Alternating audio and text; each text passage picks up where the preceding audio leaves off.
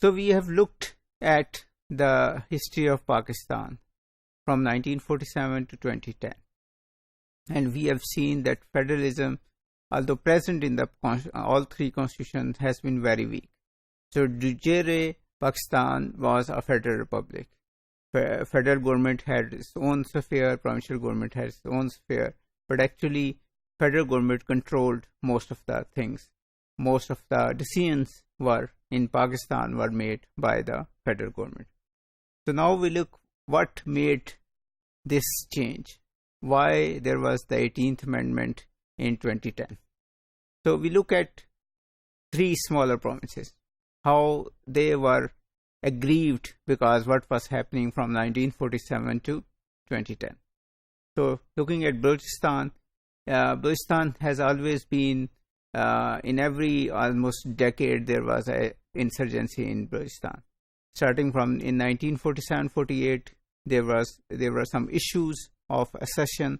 The Khan of Kalad wanted to become independent. Eventually, he decided to go for Pakistan, but then when he signed the agreement, his brother started a rebellion. It went on for a few months, but still there was an insurgency. Then in the late 1950s, 1960s, there was this agitation against one unit. So one unit meant, as I told you before, all the four provinces in the West Pakistan were merged into one, and the capital was Lahore. So think of a person who starts from Quetta for any of his grievance to come to Lahore, or from Kharan or from Gwadar. So there was lots of disappointment and disengagement in the Baloch against this one unit. Then after the 1973 constitution, as I've discussed in the last module, Bhutto dismissed the Balochistan government because it was with the opposition. A new insurgency started by the Mengal and Murri tribes. It continued for 1977.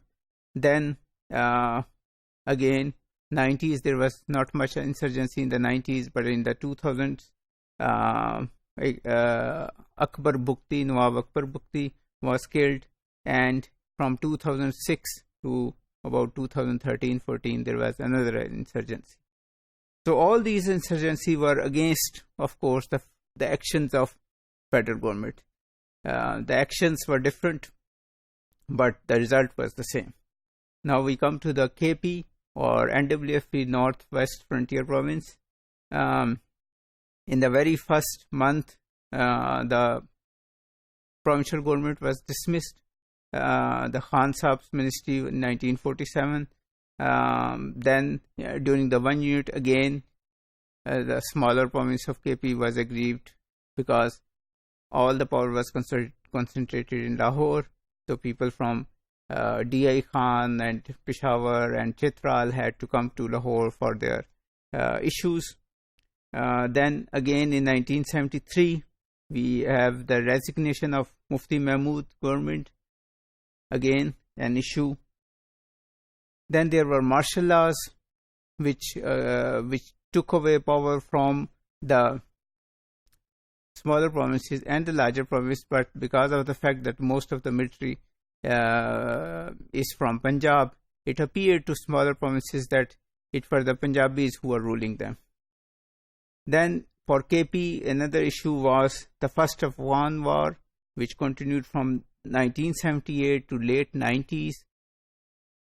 The whole province was actually made a war zone, and there were madrasas and trainings and all that was happening. There were refugees, and most of the decisions were made by the federal government. So provincial governments were not asked or not part of the decision making of why Afghan war was happening, why Pakistan was supporting this Mujahideen group or another branch in Mujahideen group or Taliban or whatever. Again, in 2001, we have the second Afghan war. Again, we see that the provincial governments were not of KP, were not asked, not part of the decision making. Sindh is the same case. Initially, Karachi was taken away from the Sindh. It was made federal capital. There were lots of federal refugees. And the chief minister was dismissed in 1948. Then again, 1 unit was a problem. Then agitation against the unjustified hanging of Zulfikar Ali Bhutto. Then military involvement in 1988 elections. Then dismissal of BB governments. Then again martial law and agitation against the murder of Benazir Bhutto. So Punjab always supported the centralization because it was the major beneficiary. But after 1999, the major party from Punjab, Nawaz Sharif, PMLN, supported and dropped its support for the centralization. So in the Charter of Democracy, they have this. They said there should be maximum provincial autonomy, and they also called for abolition of concurrent list.